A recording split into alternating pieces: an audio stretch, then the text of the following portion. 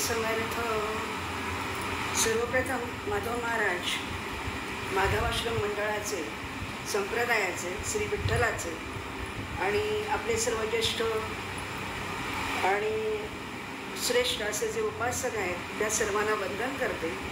आणि आजचं हे जे पुष्प आहे, आज चातुर्मासामध्ये आपण दादाने आपल्याला हा संकल्प करून दिलेला आहे की या 4 महिन्यामध्ये आपण करुणाष्टकांवरती आपण चर्चा करणार आहोत. अतिशय सुंदर असा विषय त्यांना भावलेला आहे. सोबत आपल्या लुलेताई आहेत, लुले दादा असतात आणि त्यांच्यामुळेच ही गेल्या वर्षीपासून ही संकल्पना सुरू झालेली आहे. तर आज आपण करुणाष्टकाचं पुढचं पुष्प वाहणार आहोत. आता ते 6वे का 5वे ते बघू आपण नंतर. तर पहिल्यांदा हे करुणाष्टक म्हणजे काय आहे, त्याच्यानंतर रामदासांचं संबंध साहित्य म्हणजे काय आहे, त्याचबरोबर की त्यांनी दासबोध, आत्माराम, करुणाष्टक आणि अन्य असं बरंच काही लेखन केलेलं आहे. समर्थांचं जर का वाङ्मय आपण पाहिलं तर साहित्यिक दर्जाही फार उच्च आहे. आणि सगळ्यात महत्त्वाचं म्हणजे त्यांनी जे वाहिलेलं आहे स्वतःला, वयाच्या 8व्या वर्षी तो नारायण रोडचा बाहेर पडतो आणि तिथून वयाच्या म्हणजे जवळजवळ तो 6 तप, ते फक्त देशाटन, तीर्थाटन आणि सर्व ज्याला आपण म्हणतो की बलोपासना वगैरे असं सगळ्या प्रकारे त्यांनी समाजाचं हित करण्याचा प्रयत्न केलेला आहे. आणि त्याचबरोबर त्यांनी गृहस्थाश्रम पण तुम्ही सांभाळा, पण गृहस्थाश्रमातूनच परमार्थ आहे आणि त्यातूनच तुमचं मोक्षाचं द्वार उघडतं असं त्यांनी सांगितलेलं आहे. तर त्याच्यापैकी करुणाष्टक जे आहे तर ते आजचं करुणाष्टक असं आहे. आधी मुळामध्ये पहिल्यांदा करुणाष्टक ह्याची जी उत्पत्ती झाली तर ती काय असेल असा जेव्हा मला प्रश्न पडला, जेव्हा मला दादाने सांगितलं की करुणाष्टकावरती एकदा तुम्हाला बोलायचं आहे. तर करुणाष्टक म्हटल्यानंतर पहिल्यांदा आपण त्या शब्दाची व्युत्पत्ती अर्थात जी माझ्या चिंतनातून आली आहे ती मी सांगण्याचा प्रयत्न करते. अष्टक, त्यातला आपण अष्ट हा शब्द घेऊया. अष्ट म्हणजे काय तर अष्टधा प्रकृती धारण करणारा तो अष्ट. आता अष्ट काय, पृथ्वी, आग, तेज, वायू आणि आकाश ही पंचमहाभूत, मन, बुद्धी आणि अहंकार, हे 8 हा 8 जो संघात आहे तर त्या संघाताला अष्ट असं म्हटलं जातं. आणि क म्हणजे काय तर क म्हणजे काया. ब्रह्मदेवाने काही कारणामुळे जेव्हा आपल्या शरीराचा त्याग केला तेव्हा त्याचं नाव क ठेवलं आणि क म्हणजे काया. तर जेव्हा मी ही अष्टधा प्रकृती धारण करते, ही शरीर म्हणजे ही जी माझी काया आहे ती जेव्हा मी धारण करते तेव्हा त्याला आपण अष्टक असं म्हणतो. आता या अष्टकातून काही अष्टसात्विक भाव आहेत वगैरे असे अनेक अर्थ त्याच्यातून बाहेर काढता येतील. पण आता आपण फक्त करुणाष्टक या शब्दावर बोलूया. आता त्याच्यामध्ये अष्टक आपल्याला कळलं म्हणजे आता अष्टक खूप आहे. भवानी अष्टक आहे, त्याच्यानंतर महालक्ष्मी अष्टक आहे, विष्णू अष्टक आहे, नर्मदाष्टक आहे, काळभैरव अष्टक आहे, तुळजाभवानी अष्टक आहे, शनी अष्टक आहे, गणेश अष्टक आहे, हनुमान अष्टक आहे, प्रदोष स्तोत्र अष्टक इतकी अष्टक आहेत. आणि ही अष्टक कोणासाठी आहेत तर ज्यांनी अष्टधा प्रकृती धारण केले त्यांच्यासाठी हे अष्टक म्हणजे ही स्तोत्र आहेत सर्व. आता करुणाष्टक, आता करुण म्हटल्यानंतर करुण हा रस आहे. एकूण आपल्याकडे 9 रस आहेत, त्याच्यापैकी करुण रस हा काय निर्माण करतो तर करुण म्हटल्यानंतर तो रसनिष्पत्ती करतो. रस म्हणजे वाहणारे, प्रवाहित असणारे. तर असं जे करुणा म्हणजे खूप उद्विग्न झालं आहे, शोक झाला आहे, दुःख झालं आहे, वियोग झालेला आहे आणि आता मला काही सुचत नाही अजिबात, त्यावेळेला जेव्हा मी विचार करते आणि मी एकदम पटकन भगवंत माझ्या डोळ्यासमोर येतो. कारण तोपर्यंत मी माझ्या स्वजनामध्येच अडकलेली असते, मी माझ्यात अडकलेली असते. पण जेव्हा असा काहीतरी एकदा स्फोट होतो आयुष्यात, प्रत्येकाच्या आयुष्यामध्ये ही घटना एकदा तरी घडतेच. तर जेव्हा तो स्फोट होतो तेव्हा मी जी करुणा भागते त्याला करुणाष्टक असं नाव असावं असा माझा एक अंदाज आहे. तर ही जी करुणा भागणं म्हणजे काय आहे तर करुणा भागताना काय होतं की बाकी बघा तुम्ही उपासना मी केली, प्रार्थना केली, आराधना केली, चिंतन केलं, ध्यान केलं, मनन केलं असं म्हणतो. पण करुणेला आपण काय म्हणतो करुणा भागली, मी पदर पसरला भगवंतापुढे, आता मला काही सुचत नाही, मी पूर्ण मी त्याला समर्पित झाले आणि मी त्याला शरण आलेली आणि म्हणून त्याला आपण करुणाष्टक असं म्हटलेलं आहे. आता करुण कसा आहे, तो करुणेचा सागर आहे, करुणार्णव आहे, करुणानिधी आहे. आणि म्हणून आपण त्यांना हाकमारतो कसं, तुम करुणा के सागर तुम पालन करता, असं आपण त्याला हाक मारतो आणि त्याची करुणा मागतो. तर अशा प्रकारे करुणाष्टक सुरू झालेलं आहे. आणि आता आपण ते करुणाष्टक काय आहे ते मी पहिल्यांदा वाचते आणि मग तुम्हाला आपण त्याच्यावरती काही मला शक्य होईल त्यानुसार मी प्रकाश टाकते. चपळपण मनाचे मोडिता मोडवेना, सकळ स्वजन माया तोडिता तोडवेना, घडी घडी बिघडे हा निश्चयो अंतरीचा, म्हणून करुणा हे बोलतो दीन वाचा. रामदास स्वामींनी मनावरती इतकं काही काम केलेलं आहे की एक काम बघितलं की सगळेजण आपण चाट पडतो की मन हा अवयव पण आहे आणि मन एक इंद्रिय पण आहे. पण मनाचा चपळपण, तो चांचल्यता आहे, त्याला प्रसन्न करायचा मनाला प्रयत्न केलेला आहे. कारण शरीरातला सगळ्यात महत्त्वाचा अवयव किंवा इंद्रिय काय तर ते मन आहे. तर म्हणून ते मनाला सारखे पुचकारतात आणि त्याला सांगतात की अरे तू किती चांगला आहे, तू सज्जन आहेस. अशा प्रत्येक त्यांच्या ह्याच्यामध्ये आपल्याला लक्षात येईल. 205 मनाचे श्लोक त्यांनी दिले. मला तर असं वाटतं की मन या विषयावरती 1000 उपाधी त्यांनी लिहिल्या असतील आणि त्याच्यावरती सुद्धा कोणाची तरी एखाद्याची PhD होऊ शकेल. इतका सुंदर विषय समर्थांनी याच्यामध्ये घेतलेला आहे. तर मन कसं माझं चपळ आहे, इतकं चपळ आहे की आपण हे जे प्राणायाम करतो, श्वास उच्छ्वास घेतो, तर त्यालाही एक प्रकारची गती आहे, वेग आहे, त्यालाही एक नियम आहे. त्यानुसारच ते चालतं, त्यानुसारच ते पळतं, त्यानुसारच ते धावतं. पण हे जे मन आहे ना ते बिलकुल ऐकायला तयार नाही. ते कोणाचंच ऐकत नाही. ते नाही ते स्वतःच ऐकत नाही. एक मन दुसऱ्या मनाचं ऐकत नाही. अशी पण अवस्था बऱ्याचदा घडते. आणि म्हणून ते म्हणतात चपळपण मनाचे मोडिता मोडवेना. आता मी ते बसलेली आहे. आता आपण सगळेजण आपण एकत्र आहोत. मला खरं सांगा, प्रत्येकाचं मन आता ह्याच्यात आहे का? तर मी कौतुकाने सांगते की हो, ते मन सगळ्यांचं आता इथे एकवटलेलं आहे. आपण आता सामुदायिक उपासना करतोय. संध्याकाळी गजानन दादांनी आपल्याला टाकलं होतं की सामुदायिक उपासनेचे महत्त्व काय. खरं तर त्याच्यातूनच हे आपल्याला आता चातुर्मास्याचं नियम आपण सुरू केलेला आहे. तर हा नियम करताना आपण काय केलं, एका मनाला दुसऱ्या मनाशी जोडण्याचा प्रयत्न केला. पण आपण बऱ्याचदा म्हणतो की नाही, मनाला काही कळतच नाही. माझं एक मन असं म्हणतं आहे, त्याचबरोबर एक मन असं म्हणतं आहे, तर दुसरं मन पण आहे माझ्याकडे. म्हणजेच काय, एक अंतर्मन, एक माझं आतलं मन आणि एक बहिर्मन म्हणजे विश्वमन.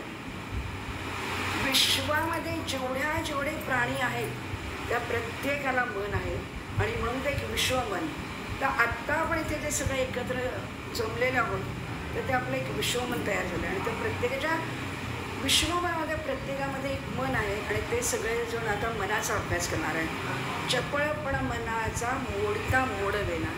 9ची वेळ आहे. सगळ्या गृहिणी स्वयंपाक करून त्यांना सगळ्यांना जेवायला वगैरे वाढून आता आलेले आहेत. खूप घाई झालेली आहे. एका बाजूला त्यांचं काहीतरी ओटावरायचं राहिलेलं आहे, कोणी दूध तापायचं राहिलं, अशी बरीच कामं प्रत्येकाला आहेत. त्यामुळे एका बाजूनी मनामध्ये हे करुणाष्टक तर मला ऐकायचंच आहे, पण त्याचबरोबर माझं काही काम राहिलं नाही म्हणून नाही तिथे. म्हणजे इतका मनाचा वेग आहे प्रचंड की तो कोणालाही धरता येणार नाही. तर चपळपणा मनाचे मोडता मोडवेना मी असं म्हणते. त्याचबरोबर लगेच माझ्याही मनात हा विचार आहे, अरे मी आत्ता खरं 1 तास इथे बसणार आहे, आपण सगळेजण बोलणार तरी पण तेवढ्यामध्ये मी काय बोलणार आहे ते मला आठवत आहे ना, समर्थांची माझ्यावर कृपा होईल ना, हे सगळ्यांना मी काय बोलते ते आवडेल ना, मी काय सांगते ते कळेल ना, किंवा माधव महाराज किंवा हे आपले सगळे जे महाराज श्री विठ्ठल आहेत हे या सगळ्यांची माझ्यावर कृपा झाली आहे ना, तर त्याच्यामुळे मी हे बोलायचा प्रयत्न करते असा मी विचार एका बाजूला करते.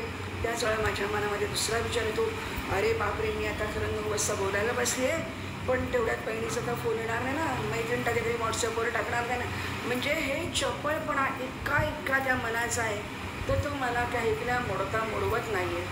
कधी माझं मन नातवामध्ये अडकतं, कधी माझं मन सुनीमध्ये अडकतं, तर अशा प्रकारचं ते चपळ इतकं चपळ मन आहे की ते मोडवतच नाही. कोणीतरी मला म्हणतं की अगं असं ही साडी नेस ना, पण माझ्या मनामध्ये दुसरी साडी आहे. म्हणून मी असा विचार करते, बाई का मी आता तिचं मन राखायला पाहिजे म्हणून मी ती साडी नेसू का. दुसरं मन, माझं आतलं मन मला म्हणतं तू ठरवलं आहेस ना, तू ती साडी नेस. तुला आता पिक्चरला जायचं आहे ना, तर पिक्चरला जाताना तू घरातली सगळी कामं पूर्ण केलीस, मग आता तू कोणासाठी थांबलीस. उठ आणि सिनेमाला जा. तुझंसुद्धा स्वतःची काहीतरी स्पेस आहे, तू सुद्धा एक आनंद तुझा घे.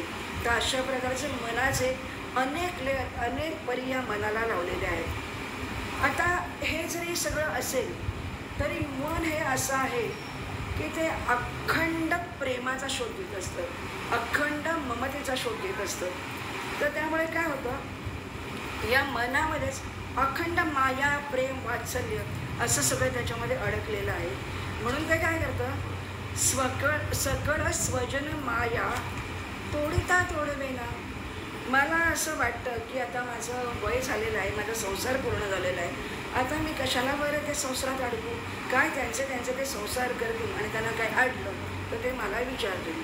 पण असा जरी मी विचार केला ना, तर मी जप करायला बसले की माझं गॅसवरून दुधाचा वास येतो, दूध तर उठून नाही जात ना, सोनेचं लक्ष आहे का नाही.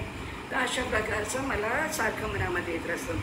पण मग त्याच्यामुळे काय होतं, एका बाजूने तर मी विरक्त व्हायला चाललेली आहे, पण एका बाजूने माझी सगळं स्वजन माया, माया म्हणजे मोह, ममता, आणि हे जे त्याच्यामध्ये मी इतकी अडकते की मी कोणाला नाही म्हणत नाही. अगं तू येतेस का गं माझ्याबरोबर. हो हो येते, खरं तर आत्ता मला वेळ नाही, खरं तर माझं आत्ता ध्यान करायची वेळ आहे. पण माझी माया आहे, ही माये, हा मायेचा पडदा माझ्यावर बसलेला आहे. तर त्याच्यामुळे मला हे सगळं स्वजन, मी तर असा विचार करते की सगळं स्वजन ही जी माया आहे ना, तीच तुम्हाला अडकवते, तीच तुम्हाला मोहपाशामध्ये टाकते आणि तुम्हाला ती तोडता येत नाही. म्हणून आवाज चालली पंढरपुरात, वेशी बसून आली खरा.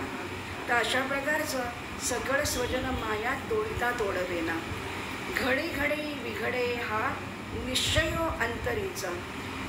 मनाला मी सारखं बजावते की नाही आता मिस्टरांकडे मी लक्ष देणार नाही, आता मी शेजाऱ्यांशी बोलणार नाही.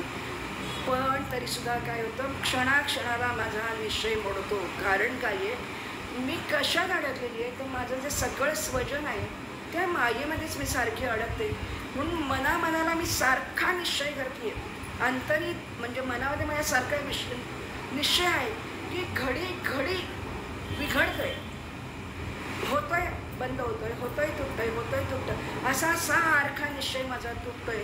म्हणून करुणाये बोलतो दीन वाचा. म्हणून समर्थ रामदास म्हणतात की भगवंता श्रीरामा तुला मी काय सांगू, हे मारुती राया. मी सुद्धा अनेक गोष्टी त्यांनी केल्या, नंतर त्यांनाही खूप करुणा, वय जसं जसं होत गेलं तसं त्यांच्या मनामध्ये एक प्रकारची आपल्याला माहिती आहे, जसं वय वाढतं तसं मन जास्त भावूक होतं, भाव जास्त प्रकट होतात त्याच्यामध्ये. आणि मग त्याच्यामुळे होतं काय की आपण पटकन कोलमडून पडतो. आणि म्हणून त्यामुळे मनाचा पटापट जो निश्चय आहे तोही कोलमडून जातो. पण बरं, ही माया ममता कशी आहे, तर ममता परमं दुःखम निर्ममत्वम परम सुखम. ममता हे दुःखाचे कारण आहे, तर निर्ममत्व सुख शांतीचे साधन आहे. म्हणून आचार्य काय म्हणतात, निसंगोहम निसंगोहम निसंगोहम पुनः पुन्हा. आचार्यांना ते पटलेलं आहे, आचार्यांनी तो आनंद घेतला आहे, तो अनुभव घेतलेला आहे. आणि म्हणून आपले स्वरूपानंद काय म्हणतात, सोहम सोहम म्हणता म्हणता ममत्व संपावे. आणि म्हणून मग नंतर काय करावं की रामकृष्ण जपो, रामकृष्ण हा जप माझं सदा वैखरी करू दे, की त्याच्यामुळे माझं हे जे भ्रांतीचं ओझ आहे ते हळूहळू कमी व्हायला लागेल.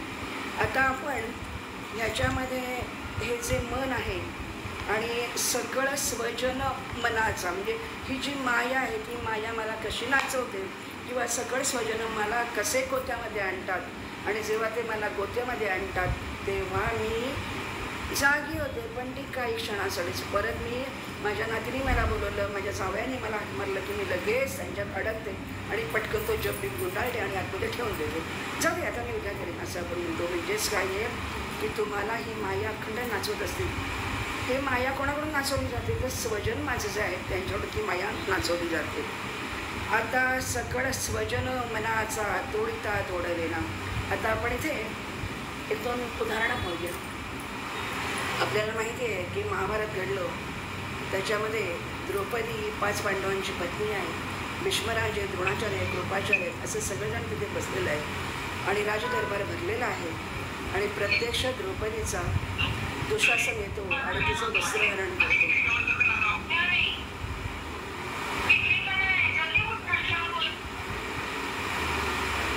हॅलो, काही अडचण आहे का? आपण बोला, मी सांगतो कोणाला काय सांगायचं ते. बरं, तर ती ऐकायला येते ना तुम्हाला? अगदी व्यवस्थित, छान चालू आहे. ओके. तर आता आपण स्वजन, सगळं स्वजन माया काय करते ते आता आपण पाहणार आहोत. तर कौरव पांडवांच्या मध्ये युद्ध आहे, सगळं त्यांचं वितुष्ट आहे वगैरे, ते सगळं आपण तो भाग सोडून देऊ आता आपण. तर मग ही द्रौपदीचं वस्त्रहरण होतं म्हणून दुःशासन तिला खेचून घेतो. तर ती 5 पतींकडे बघते, त्यांनी मान खाली घातले. कृपाचार्य, द्रोणाचार्य, भीष्माचार्य सगळ्यांकडे ती पाहते, पण कोणीही, हे सगळे तिचे सगळं स्वजन आहेत, पण कोणीही तिच्या उपयोगी पडत नाही. हे जेव्हा तिच्या लक्षात येतं आणि तेव्हा ती कृष्ण कृष्ण कृष्ण कृष्ण कृष्ण कृष्ण कृष्ण असं करून ती करुणा फाकते. करुणेचा मूळ अर्थ इथे स्पष्ट झाला जेव्हा मी विचार करायला लागले की करुणेवर काय बोलावं आपण. तर तेव्हा माझ्या असं लक्षात आलं की द्रौपदीने करुणा फाकली आहे आणि म्हणून तो प्रत्यक्ष कृष्ण एक क्षणाचा विचार करत नाही. म्हणून जे मगाशी म्हणाले मी, अंतर्मन, बहिर्मन, विश्वमन असे जे मन आहे, तर अंतर्मन द्रौपदी आहे, आत्मा आहे. त्या आत्म्यामध्ये कृष्ण त्या आत्म्यामध्ये भगवंत बसलेला आहे. आणि बहिर्मन, विश्वमन आहे, त्याच्यामध्ये कृष्ण बसले. तुमचा जो कोणी भगवंत असेल तो तिथे बसलेला आहे. त्यामुळे विश्वमन आणि अंतर्मन हे दोघं एकमेकांना खरं म्हटलं तर घट्ट चिकटूनच आहेत. पण ही जी माझी सगळं स्वजन माया, ती मला तोडायला लावते त्यांच्यापासून, त्यांच्यापासून तोडायला लावते आणि त्या मायेमध्ये मला ती गुरफडायला लावते. मग त्याच्यामुळे काय होतं, द्रौपदीने हाक मारता क्षणी कृष्ण येतो, तिची लाज राखून तिला वस्त्र पुरवतो. आणि म्हणून ही जी करुणेचा उत्तम उदाहरण म्हणजे द्रौपदी. आता आपण त्यातलाच एक दुसरा भाग पाहूया, गजेंद्र मोक्ष. गजेंद्र हा महागजराज आहे तो, आणि तो जलक्रीडा करायला कुटुंब कबीला त्याचा सगळा घेऊन जातो. जलक्रीडा करतो तिथून आणि जलक्रीडा करताना खूप मजा ते सगळेजण त्याच्या ज्या बऱ्याच पत्नी आहेत त्यांच्यावर करतो, मुलं बाळं सगळ्यांवरती तो मजा करतो. आणि तेवढ्यामध्ये दैवयोगाने एक मगर येतो आणि त्याचा पाय खेचतो. पाय खेचल्याबरोबर तो आणखीन त्याला आत आत आत आत आत घेऊन जातो. पहिल्यांदा सगळं त्याचं कुटुंब कबीला असतो, तो त्याच्या मागे जातो आणि त्याला ओढायचा प्रयत्न करतो, खेचायचा प्रयत्न करतो. पण गजराज आहे तर त्याला सवय नाही आहे या चिखलाची, या पाण्याची. आणि म्हणून जसा मगर त्याला खेचायला लागतो पाण्यामध्ये, चिखलामध्ये, तसा ह्याचे अक्षरशः जीव कंठाशी येतो, श्वास जवळजवळ कमी होतो त्याला काही सुचत नाही की काय करावं. कुटुंब कबीला सरळ वाट पाहतो आणि मग त्याच्या कुटुंबाच्या असं लक्षात येतं की आता गजराज काही टिकणं शक्य नाही, आपण काही त्याला सोडवू शकत नाही आणि आपण त्याच्या मागे काही जाऊ शकत नाही, कारण प्रत्येक आपली जिंदगी प्यारी, आपला जीव प्यारा आहे. आणि म्हणून ते गजराजाला सोडतात आणि ते निघून जातात. तेव्हा गजेंद्रला जाणीव होते की हे सगळं स्वजन आहे, ही सगळी माया आहे. आणि म्हणून भगवंता, तू मगराने जो माझा पाय पकडला त्याच्यामुळे तू नक्की मला जाग आणलीस. हा माझा हत्तीचा देह आहे, तो काही कामाचा नाही. आणि म्हणून माझ्या आता लक्षात आलं की तू आणि मी याच्याकडे दुसरं काही नाही. आणि म्हणून गजेंद्र अगदी नाईलाज होतो, त्याला काहीही हालचालसुद्धा त्याला करता येत नाही. आणि म्हणून सोंडेमध्ये तो पटकन तिथे पाणी आहे ना, त्या पाण्यामध्ये एक कमळ उगवलेलं आहे, ते पटकन सोंडेमध्ये कमळ घेतो आणि तो कमळ घेतो आणि तो कृष्ण भगवंत करून तो टाकतो तिच्यावरती. तर ती झाली करुणा. म्हणजे गजेंद्राने वागली ती करुणा आहे. आणि म्हणून या करुणेचं अनन्यसाधारण असं महत्त्व समर्थांना कळलं, समर्थाने सांगितलं. वारंवार मनाच्या श्लोकामधून, करुणाश्लोकामधून ते इतकं सांगतात की तुम्ही ही माया पार करा. जोपर्यंत तुम्ही ही माया पार करत नाही तोपर्यंत तुमच्या अंतरात्म्यावरती जे काही पडळ आलेले आहेत, जे काही पदर आहेत, जो काही चिखल आहे, जो काही काळोख पसरला आहे, तो साफ करा, तो स्वच्छ करा. म्हणजे तुम्हाला अंतरात्मा जो साथ घालतोय तो तुम्हाला कळेल. पण तरीसुद्धा काय होतं की आम्ही परत परत त्याच्यामध्येच त्याच्यातच जातो. आता आपण हे गजेंद्र मोक्ष आणि द्रौपदीचं उदाहरण घेतलं आणि मग नंतर आता असं लक्षात येतं, आता आपण सगळेजण दादाने आपल्याला सांगितलेलं आहे की आपल्याकडे आपण एवढे भाग्यवान आहात. खरं म्हणजे संध्याकाळी त्यांनी जे काही त्यांनी लिहिलं ते 100% बरोबर. आणि मी त्याला सॉरी म्हणते की खरोखरच तिथे यायला जमत नाही. मी एका काळात एकटी बरोबर जायचे, पण आता मला रिक्षाचे 400 रुपये देऊन प्रतिवेळा जाणं येणं काही जमत नाही आली. पण जायला पाहिजे. ते क्षेत्र अतिशय उत्तम आहे आणि साक्षात देवता तिथे 18 भुजांची महालक्ष्मी तिथे प्रकटलेली आहे. गणेशची देवता तिथे प्रकटलेली आहे आणि तिथे अनेक कार्यक्रम चाललेले असतात. तर तिथे आपण जातो आणि त्यांनी सांगितलेलं आहे की आत्ता आपल्याकडे सप्तशतीवरती आपण म्हणजे अभ्यास चाललेला आहे. ज्याला जे जे काही सांगता येत बोलता येत. खरं तर त्यांनी प्रत्येकाला वाटून दिलं आहे, कोणी कुठलं अध्याय करायचं आहे वगैरे असं, तर ते अभ्यास चालू असेल प्रत्येकाचा, नाही म्हणत मी. तर तसं जेव्हा मी अभ्यास करत होते सप्तशतीचा मी अभ्यास केला आणि सध्या मी श्रीमद देवी भागवतावरती माझं काम चालू आहे. तर मी या करुणाष्टकाचा विचार करत असताना त्याजवळ माझं हेही काम चालू होतं आणि मग मी सप्तशतीमध्ये डोकावले. खरं म्हणजे मी नाही डोकावले, तर देवीने मला ती बुद्धी दिली. ते मी तुमच्यापर्यंत पोचवण्याचा प्रयत्न करते. बघा, आवडलं तर विचार करा. तर सप्तशतीमध्ये काय आहे आपल्याला, ते महिषासूर, शुंभ निशुंभ म्हणजे दैत्य, दानव, देव, मानव हे सगळं आहे. त्या कथा आहेत. पण पहिला आपल्याला कथानक म्हणजे जो अध्याय आहे त्याच्यामध्ये काय आहे, त्यांची नावं कशी लिहिली आहेत. सुमेधा ऋषी ब्राह्मण, त्याच्यानंतर सुरथ राजा क्षत्रिय, तो राजा आहे त्यामुळे तो सुरथ आहे, म्हणजे तो रथावर उत्तम रथावर स्वार आहे आणि त्याचबरोबर तो सुनियोजित धर्म, राज्य, अर्थ, राजकारण, नीती या सगळं अतिशय तो निपुणतेने पार पाडतोय. म्हणून तो राजा सुरथ हे त्याचं नाव बरोबर आहे. सुमेधा ऋषी आहेत, ते ऋषी आहेत, त्यांची मेधा उत्तम आहे, त्यांची बुद्धी अतिशय सुमन आहे, चांगली आहे, म्हणजे सुमेधा ऋषी आहे. आणि कोण आहे वैश्य, समाधी नावाचा वैश्य आहे. ही नावच मी जेव्हा विचार केला, सप्तशती पुढे जातच आहे.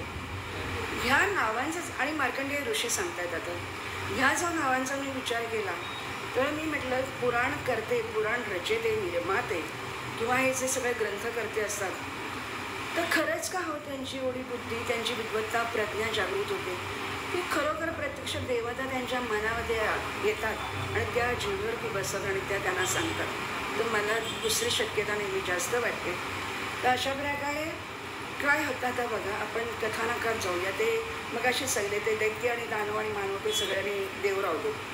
आपण त्या कथेचा पहिला अध्याय आणि शेवटचा अध्याय याच्याबद्दल आपण आता फक्त चर्चा करणार आहोत, कारण आपल्याला करुणाष्टक, मन, भावना याच्याबद्दल आपल्याला बोलायचं आहे आणि समर्थांना काय अपेक्षित आहे तो आपण विचार करणार आहोत. तर सुरथ राजा जो असतो तर सगळं छान आहे, व्यवस्थित सगळं चाललेलं, कुठेही काही त्रास नाही, सगळं मस्त सुरळीत प्रसन्न वातावरण आहे.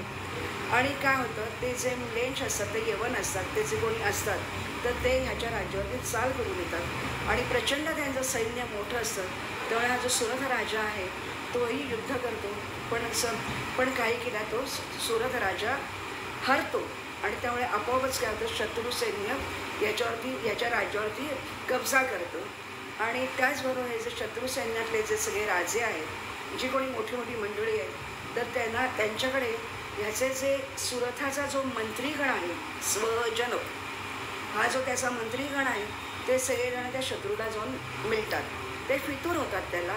आणि हे राजा पाहतो आणि त्याच वेळी त्याच्या असं लक्षात येतं की माझी जी पत्नी, माझे जे पुत्र राजकुमार आहेत, त्यांचाही नाईलाज आहे, पण ते सुद्धा माझ्याकडे न येता ते त्यांना सामील झालेले.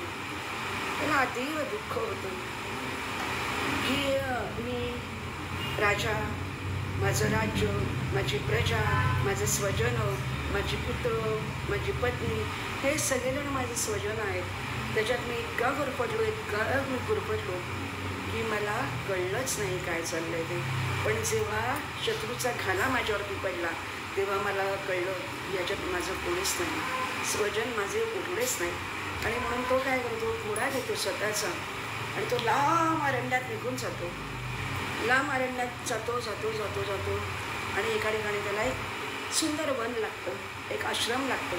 आणि त्या आश्रमाच्या इथे आसपास अतिशय सुंदर लता वेगळी सुगंध, पक्षी कलरव करतात, खूप छान वैरभाव ज्यांच्यामध्ये आहे असं आपल्याला वाटतं. तो पक्षीगणसुद्धा सगळे एकमेकांच्या खूप गुण्यागोविंदाने मानत आहेत. म्हणून सुरथ राजा काय करतो, उठतो आणि त्या आश्रमामध्ये जातो. त्या आश्रमामध्ये तो तिथे जातो, बसतो.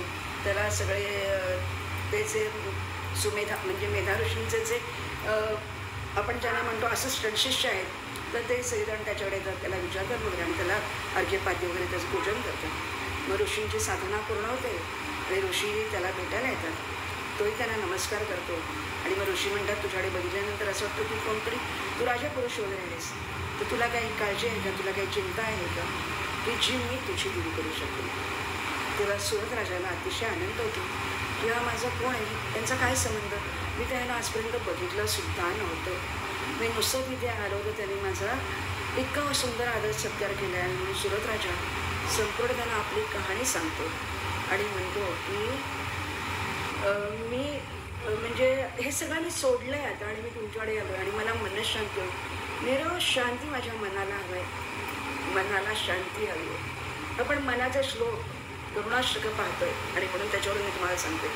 तर ऋषी म्हणतात काही हरकत नाही, माझी तपश्चर्या इतकी मोठी आहे की तुला कुठल्याही तुझा शत्रूपर्यंत येणार नाही, राज्यातला तुझ्यापर्यंत कोणी येणार नाही. तू अगदी सुखेने इथे राहा, तुला जेवढं पाहिजे तिथे तू राहा, तुला जे काही म्हणजे इथे अशा प्रकारचं दिनक्रम चालतो, तुला जो आवडेल तो तू कर.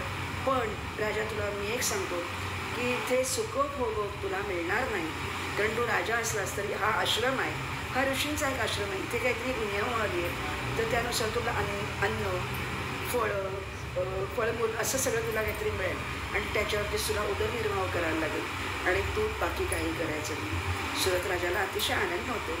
सुरथ राजा तिथे राहतो. असेच त्याचे दिवस चाललेले आहेत. मध्ये मध्ये त्याला त्याच्या राज्याची आठवण येते. लक्षात घ्या, मन शांत झालं, आता लगेच दुसरीकडे जायला लागते. चपळ मन आहे माझं, स्वजनाला मी सोडतच नाही, मायेचा पगडा इतका प्रचंड आहे त्याच्यावरती. आणि म्हणून काय होतं गमत, तो असाच बसलेला असतो आणि एक दिवशी त्याच आश्रमामध्ये समाधी नावाचा वैश्य येतो. समाधी नावाचा वैश्य तिथे येतो. तोही चिंताकुल झालेला असतो, अतिशय उद्विग्न झालेला आहे, कंटाळलेला आहे आणि तोही येतो आणि तो त्याच्या बाजूला येऊन बसतो. राजा त्याची विचारपूस करतो, कुठून आलास तू, कोण आहेस, तू इथे येण्याचं कारण काय होतं असं. तर तेव्हा तो समाधी वैश्य आहे, तर तो सांगतो की मी खूप श्रीमंत आहे. तर वैश्य म्हटल्यावर तो वैश्य वाणी असणार, सावकार वगैरे असू शकतो, त्याच्यामुळे त्याच्याकडे पैशाला काही धनदौलत भरपूर आहे. पण त्याची जी पत्नी, स्वजन, त्याचा जो पुत्र, त्याचे जे मुलं आहेत, तर ती त्याला काही समाव त्यांचं म्हणजे आपण त्याला म्हणतो इस्टेटीवरून त्यांचं भांडण वगैरे होतं आणि त्याला अक्षरशः ते हाकलून देतात. आता बऱ्याच केसेस आपण ऐकतोच की आईवडिलांना हाकलून दिलं, त्यांच्याच घरावर ताबा मिळवला आणि मुलं राहायला लागली बरं असं. आणि आता कोर्ट केसेस वगैरे बऱ्याच चालत. म्हणजे हे सगळे मी सांगते तुम्हाला वाटेल अवांतर आहे, पण हे फार महत्त्वाचं आहे सगळं. आणि म्हणून आता समाधी जो वैश्य आहे तो त्याच्याजवळ येतो आणि त्याला सांगतो आणि मग राजा म्हणतो की मी राजा आहे आणि तो त्याचं इंट्रोडक्शन म्हणजे त्याची तो परिचय देतो आणि समाधी वैश्य आहे तो पण आपली परिचय देतो. त्या दोघांचं आपापसात आदानप्रदान होतं आणि ते ऋषींकडे दोघं जण जातात आणि मग ते ऋषी त्याला सांगतात त्यालाही की असा हा जो राहिलेला आहे सुरत, तसा तू सुद्धा कितीही काळपर्यंत इथे राहू शकतोस, काही प्रॉब्लेम येणार नाही, तुला पाहिजे तितके दिवस, तुझं मन शांत होईपर्यंत तुला जिथपर्यंत वाटते माझ्याकडे राहावं, इथे तुला आसरा आहे, तुला कोणी हकलणार नाही, काही नाही काही नाही. आणि अशा प्रकारे समाधी वैश्य आणि सुरथ राजा हे दोघंजणं त्यांच्या सुमेधा ऋषींच्या आश्रमामध्ये राहतात. मग हळूहळू त्यांना ते सगळं नित्यक्रम आहे, तो दिनक्रम आहे, तो अंगवळणी पडतो, त्यांना तो आवडायला लागतो. आणि मग एक दिवशी सुमेधा ऋषी सत्संग चाललेला असताना त्यांना ते दीक्षा देतात त्या दोघांना. आणि मग ते म्हणजे हे दोघं जण विचारतात की आम्हालाही ही साधना वगैरे करायची, आम्हाला खूप आवडलं आहे सगळं, तर आम्ही काय करू.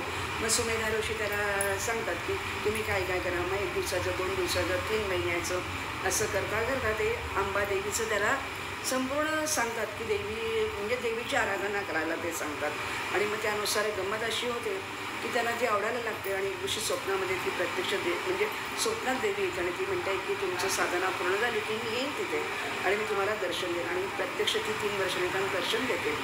आता गंमत मी तुम्हाला वाटेल एवढा फसारा कशाला सांगितला तर स्वजन आणि हा जो भाग आहे चिंतनाचा तो मी तुम्हाला आत्ताच सांगते काय झालं त्याच्यानंतर. आणि मग नंतर जेव्हा प्रत्यक्ष देवी समोर येते तर त्या दोघांना ते एवढं अप्रतिम लावण्य बघून ते एक मिनिट म्हणजे गर्भगळीत त्यांना काही सुचतच नाही की आपण आता काय करायची, कशी पूजा करावी किंवा तिचा आदर सत्काराची स्तुती यांना काहीच कळत नाही. तर ती देवी त्यांना शांत करते. ती म्हणते तुम्ही तुमच्यावर प्रसन्न झाली, तुम्हाला काय पाहिजे ते मागून घ्या. आता बघा मेघ इथेच असते. जेव्हा तुम्ही साधना करता, तपश्चर्या करता, वरदानापर्यंत तुम्ही जाता तेव्हा तुमची खरं म्हटलं तर ती माया तुमची काय करते ते तुम्ही बघा स्वजनाशी. म्हणून सुरत राजाला ती पहिल्यांदा विचारते. तेव्हा सुरत राजा म्हणतो तिला की खरं सांगू का मी हे सगळं केलं, मला हे खूप आवडलं आहे, पण मला ना आता माझ्या राज्याची, माझ्या सत्तेची, माझ्या पत्नीची आणि माझ्या मुलांची मला आठवण येते, तर त्याच्यासाठी तू काही करशील का. तेव्हा ती देवी म्हणते की आपण बघा घ्यायला जातो म्हणजे म्हणतात तशा रत्न माणके आहेत, पण आम्ही फाटकी जोड घेऊन जातो जिऱ्या मोऱ्याच्या, आपण पुड्या मागतो. तर हा देवीकडे काय मागतो मग की मला माझ्या राज्यात जायचं आहे. तर देवी म्हणते तथास्तु की तू काही काळजी करू नको, तुझं ते शत्रू आहेत ते सगळे नामोहरम झाले आणि प्रत्यक्ष तुझा मंत्रीगण आणि तुझी पत्नी आणि मुलं सुद्धा आता इथे घ्यायला येतील आणि तुझा आदरात इथे करून तुझं स्वागत करून तुला ते राज्यावरती परत बसवतील आणि माझ्या वरदानाप्रमाणे तू 10,000 वर्ष राज्य करशील आणि नंतर शेवटी तू सूर्यकुळामध्ये मनु होशील. मेक लक्षात घ्या तुम्ही. आता ज्याने तपश्चर्या केली त्यांनी काय मागायला पाहिजे होतं तर मुक्ती मागायला पाहिजे. कारण 10,000 वर्ष जरी त्यांनी राज्य केलं म्हणजे तो अडकला. त्याच्यानंतर सूर्यवंशामध्ये जाऊन तो मनु झाला तरी पण तो अडकलाच आहे, म्हणजे याची त्याच्यातून सुटका नाही. पण हा जो समाधी ऋषी जो आहे, समाधी वैश्य जो आहे, तर तो मात्र अतिशय हुशार आहे. त्याचं नावच समाधी आहे. समाधी ध्यान करता करता त्याच्या असं लक्षात येतं की पत्नी मुलं हे सगळं जड जव्वाळ अगदी नको हे सगळं पाप आहे आणि ते आपल्याला नरकामध्ये नेणार आहे आणि हे ममत्व आहे, ते ममत्वच मला तोडून टाकलं पाहिजे. आणि म्हणून तो सांगतो की देवी जर का तू काही मला देणारच असेल तर तू मला निसंगत्व दे, मला वैराग्य दे आणि मला आता मला ह्याच्यानंतर संसार नको, सत्ता नको, मला म्हणजे माणूस म्हणजे मला काहीच नको आहे. त्याच्यानंतर मला फक्त तुझी साधना तीर्थाटन तुझ्यामध्ये रममाण व्हायचे, तुझी भक्ती तुझी साधना करायची आणि मला मोक्षप्राप्ती होती, मला हे तू ज्ञान दे. आता तुम्ही असा विचार कराल हे एवढी कथानक सांगण्याच्या मागे काय आहे, तर इथेच कधी मेघ आहे. आपल्याला रामदास हे परत सांगतात की मनाचं मन पण आहे ते तोडता येत नाही, स्वजनाचा त्याग करता येत नाही. पण इथे समाधी ऋषीला मात्र ते कळलेलं आहे आणि म्हणून तो आता समाधी ऋषी देवीची करुणा भागतोय. तिला अगदी दीन होऊन तो सांगतोय की म्हणून करुणा हे बोलतो दीन वाचा, मी अतिशय दीन झालेला आहे आणि मी ही करुणा तुझी भागतोय की मला आता कुठलंही राज्य नको, मला सावकारी नको, मला श्रीमंती नको, मला सौंदर्य नको, मला काहीही नको, मला फक्त आता तू आणि तूच पाहिजे. आणि हेच समर्थांना, सर्व संतांना, सर्व देवतांना अपेक्षित आहे. आणि म्हणून ही जी करुणाष्टक आहेत ना, ही करुणा गाता, करुणा अक्षरशः कंठात दाटून येतो, पोट उन्मळून येतो, छाती भरून येते आणि म्हणून त्याला करुणेचा रस असं म्हटलेलं आहे. तर असा हा जो करुणेचा रस आहे तो आपण आत्ता इथे प्रत्यक्ष पाहिला, अनुभवला आणि त्याचा आपण आनंद घेतलेला आहे. आणि अशा प्रकारे आपण ही करुणाष्टकं एकूण 34 आहेत. खरं म्हणजे करुणाष्टकं मुळामध्ये 8 करुणाष्टकं आहेत, पण त्यातली 6च प्रत्यक्ष आपल्याकडे म्हणजे ॲव्हेलेबल आहेत. आणि म्हणून चपळपण मनाचे मोडता मोडवेना. आता बघा चपळपणा सुरत राजाचा आता केलेला होता, तरी पण काय झालं आहे त्याला मोडता येत नाही आहे. त्याचं मन परत परत परत परत मागे मागे सत्तेसाठी, पत्नीसाठी, पुत्रासाठी ते मागे जातं. कारण काय, सगळं स्वजन मागेचा पगडा माझ्यावर आहे आणि तो काही मला तोडता येत नाही. थोडा वेळासाठी मला शांतता, समाधान, त्याच्यानंतर नीरव शांती, त्याच्यानंतर ध्यान, जप, कुठे तीर्थक्षेत्री जायचे तिथे मी जातो, जावंसं वाटतं. तरी पण शेवटी मी हवा चालली पंढरपुरा. मला काही पंढरपुराला मी जात नाही, कारण माझा स्वजनाचा मला पूर एवढा आहे की पंढरपूर मला दिसतच नाही. माझी पंढरी मला सापडत नाही, कारण ती पंढरी खरं म्हणजे आतच आहे. तिथे सुद्धा तू जाऊ नको. काही काळासाठी तू त्याग कर आणि तू प्रयत्न कर. हे कोणाला अपेक्षित आहे? तर समर्थ म्हणतात की मन आहे ना, ते मन चांगलं पण आहे. मन हे इंद्रिय पण आहे आणि मन हे अवयव पण आहे. तर त्याचा तुम्ही कसा उपयोग करायचा किंवा दुरुपयोग करायचा ते तुमचं तुम्ही ठरवायचं आहे. आणि म्हणून मनाला ते कधीच दोष देत नाही. मनाला पुचकारतात आणि त्याला ते परत परत सांगतात की मना तू सज्जन आहेस, मना तू प्रांजळ आहेस, मना तू किती छान आहेस, किती तुला उपाधी मी देऊ तरी त्या माझ्या कमीच पडत आहेत. आणि म्हणून मला असं वाटतं काय आहे की मना तू फक्त एकच काम कर. माझा जो हा निश्चय आहे ना, आपण म्हणतो की नाही मी आता निश्चय केला आहे, काही झालं. आपण बऱ्याचसा निश्चय करतो बघा. आता चातुर्मासामध्ये आपण व्रत, वैकल्य, नियम, नेम, वसा वगैरे असं सगळं घेतो. त्याच्यातून सुद्धा हा श्रावण महिना आहे. तर श्रावणामध्ये आपण आता हे जे मी तुम्हाला सगळं कथानक सांगितलं, तुम्हाला पटलं, आवडलं तर तुम्ही घ्या. कारण काय आहे, अहो श्रावण आहे, श्रावणामध्ये चांगलं श्रवण करायचं आहे. तुम्हाला ते जरी आत्ता पटलं नाही पटलं तरी हळूहळू तुम्ही विचार करता करता त्या श्रवणाचा तुम्हाला श्रावणामध्ये नक्कीच लाभ होणार आहे. आता अहो श्रावण आहे हा, वाणी, तुमची वाणी जी आहे ना ती शुद्ध होते. ती वाणी आहे ना ती तुमचं चांगलंच सांगते. तर त्या वाणीवरती म्हणजे वाणीवरती मनाचा ताबा असू दे आणि त्या वाणीवरती, त्या वाणीच्याद्वारे तुम्ही सुमेधा ऋषींपर्यंत पोचा. आणि म्हणून तुम्हाला ती श्रावण आहे म्हणून श्रावणामध्ये श्रवण पण करा, श्रावणामध्ये या वाणीचाही उपयोग करा आणि श्रावणाचा आनंद घ्या. असा हा चातुर्मासाचा आनंद आपण अखंड लुटूया. हा करुणाचा सागर आहे, करुणेचा पूर आहे, तो अखंड असाच वाहता ठेवूया असं मला वाटतं. आणि म्हणून आत्तापर्यंत जेवढी सेवा झाली म्हणण्यापेक्षा आपण थोडा वेळ शिल्लक आहे माझ्या हिशोबाने, तर हे जे करुणाष्टक आहे ते आपण सगळ्यांनी मिळून वाचत मनातल्या मनात तरी चालेल.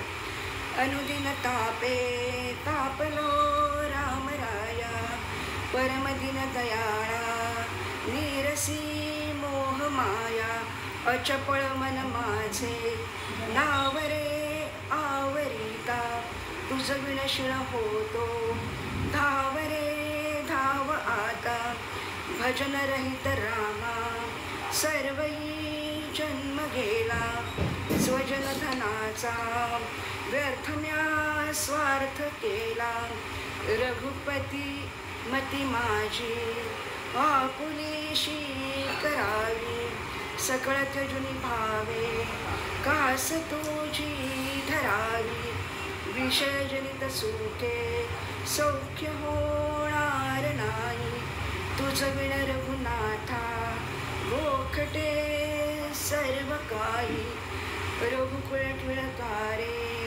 हित माझे करावे, दुरित दुरी हरावे सस्वरूपी भरावे, तनु मनु धनु माझे राघवा रूप तुझे, तुझ विण मज वाटे सर्व संसार बोझे, प्रचलित न करावी सर्वथा बुद्धी माझी, अचळ भजन लीला लागली आस तुझी. आणि आता जो आपल्याला घेतलेला श्लोक, चपळपण मनाचे मोडिता मोडवेना, सकळ स्वजन माया तोडिता तोडवेना, घडी घडी विघडो हा निश्चय अंतरीचा, म्हणूनी करुणा आहे बोलतो द्विनवाचन. समर्थाने जेव्हा अगदी शेवटच्या काळामध्ये रामरायाच्या पुढे उभे राहतात. प्रत्यक्ष मारुती त्यांना भेटलेला आहे. मारुतीने त्यांना उरावरीत भेट दिलेली आहे. जेव्हा जेव्हा समर्थ 12 वर्ष सूर्योपासना करत होते, गायत्री मंत्र करत होते, तो 12 वर्ष मारुती कायम झाडावर उभा असायचा, म्हणजे बसलेला असायचा तो तिथे. आणि खाली यांची साधना 12 वाजेपर्यंत चाललेली असायची. अहो साक्षात भगवंत तिथे उभा आहे आणि खाली शिष्य काम म्हणजे शिष्य साधना करतो आहे. आणि म्हणून जेव्हा प्रत्यक्ष 12 वर्ष झाल्यानंतर मारुती त्यांना घट्टा मिठी मारतो आणि मारुती परत त्यांची आधी परीक्षाही भरपूर घेतो वगैरे. आणि मग जेव्हा प्रत्यक्ष आता म्हणजे रामरायांची जेव्हा रामदासांची जेव्हा आता म्हणजे काय म्हणू आपण त्याला की निर्वाणाची वेळ होते, तर ते प्रत्यक्ष रामाजवळ जातात. त्यांचं ते सगळं ठरलेलं आहे की कुठे समाधी घ्यायची वगैरे, तर आपल्याला तो भाग आता ह्याच्यामध्ये नाही आहे. तर ते रामरायाजवळ जातात आणि त्याला सांगतात की इतकं त्यांना दुःख होतं, इतकं अपार त्यांना वाईट वाटतं की एवढं मी सगळं म्हणजे कुठेही त्याच्यामध्ये मी पण नाही करते पण नाही, पण त्यांचा इतका जीव सगळ्या समाजावर आहे, समाज मनावर, जे ज्ञानेश्वरांनी केली, तुकारामांनी केलं, एकनाथांनी केलं, रामदास, सगळे संत महात्मे हे आपल्याला हे संत आहेत. तरी पण आमच्यात थोडीफार 5%, 7%, कधी 80% होते, पण परत आम्ही पालीसारखे खाली येतो आणि परत 2% राहतो. तर अशा प्रकारे समर्थांना हे सगळं अपेक्षितच आहे. आणि म्हणून समर्थ रामाला निघताना सांगतात, निर्वाणीचं त्याच्याशी बोलतात आणि त्याला सांगतात की रामराया, मी तर तुझी उपासना केलीच आणि मी या सर्वांनाही सांगतोय की तुम्ही रामाचा जप करा, रामाची उपासना करा. भगवंत मनामध्ये आतमध्येच आहे, तर त्याला पुचकारा आणि तुम्ही भगवंता तू त्यांना साक्षात दर्शन दे. तेव्हा राम त्यांना सांग, आणि जर का तू असं केलं नाहीस, तू जर का ऐकलं नाहीस, तर या तुझ्या दासाचं दास पण निघून जाईल आणि त्याचबरोबर तुझ्या नावाला पट्टा लागेल.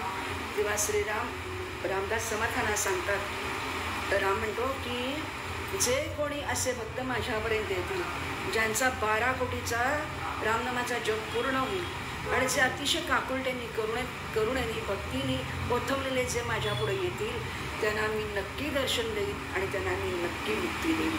तर अशा प्रकारचं एक करुणाष्टक खूप अंजन घालतं डोळ्यामध्ये आपल्या.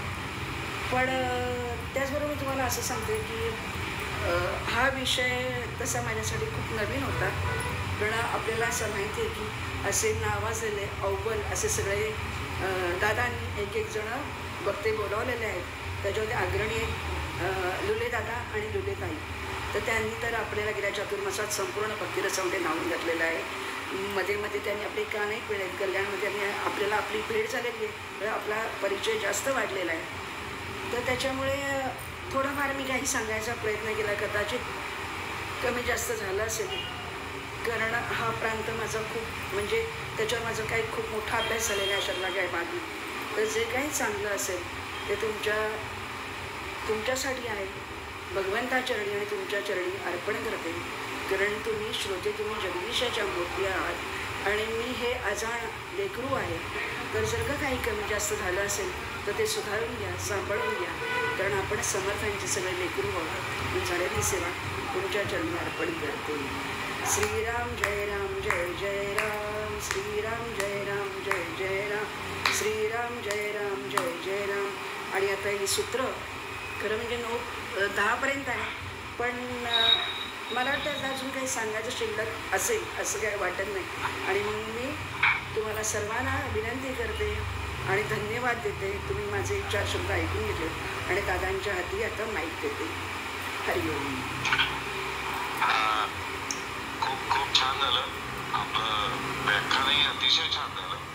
आणि सप्तशती या ग्रंथात अनेक पैलू म्हणजे त्याच्याकडे बघायचा दृष्टिकोन लोकांचा तांत्रिक अधिक आहे आणि देवीचं विराट स्वरूप आणि त्यातनं ती कशी काय पराक्रम करते असं पराक्रम लोकांना अधिक माहिती आहे. पण तुमच्यामुळे त्यातला करुणरस हा पण एक समजला आणि मनाचा कसा संबंध आहे आणि त्या कथानकाचा करुणाष्टकाशी तुम्ही संबंध जोडला हे फार मला कौतुक वाटलं आणि फार आनंदही झाला की अनेक पैलू सप्तशतीचे या निमित्ताने मांडायची तुम्ही एक छान संधी तुम्हाला देवीने दिली आणि खूप छान तुम्ही अतिशय छान पद्धतीने तुम्ही हे सगळं मांडलं. आणि मला फार आनंद झाला. सर्व आमच्या माधवाश्रमीच्या परिवारातर्फे आभार मानणार नाही, कारण तुम्ही आमचे जे पण जी काही तुम्हाला संधी मिळाली त्याचा तुम्ही छान उपयोग केला. अशीच मी तुम्हाला देवाकडे प्रार्थना करतो की तुम्हाला असे नवीन नवीन पैलू मिळावेत, नवीन नवीन विषय मिळावेत आणि तुमच्या जे वक्तृत्व आहे, तुमचं ते ज्ञान आहे, त्याला असं चांगली चालना मिळो अशी जगदंबेच्या चरणी प्रार्थना करतो. गुरुदेव दत्त. देवदत्त. श्री विठ्ठल, श्री विठ्ठल, श्री विठ्ठल. धन्यवाद.